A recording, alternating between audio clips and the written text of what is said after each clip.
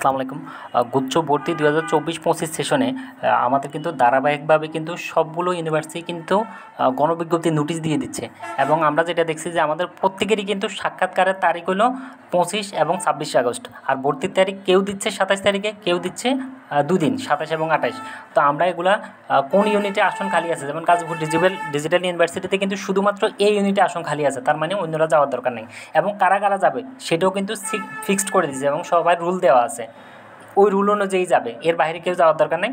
শুধুমাত্র যাদের রুল দেওয়া আছে তারাই যাবে এবং সাক্ষাৎকারের সময় যেই কাগজগুলো নিতে বলছে আমরা এটা অবশ্যই সাথে রাখবো।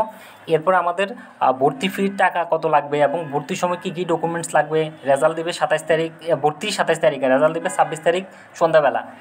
এই ভিডিওতে কিন্তু আমাদের সব কিছু ডিটেলস দেওয়া আছে, সব কিছু আমরা দেখব, দেখে তারপর সিদ্ধান্ত নেব যে আমরা কোনটাতে যাব। যেহেতু একই দিন একসাথে অনেকগুলো আছে, আমরা এই জন্য সিদ্ধান্ত নেব যেখানে আমার জন্য সুবিধা হয়, অবশ্যই আমরা সেখানেই যাব।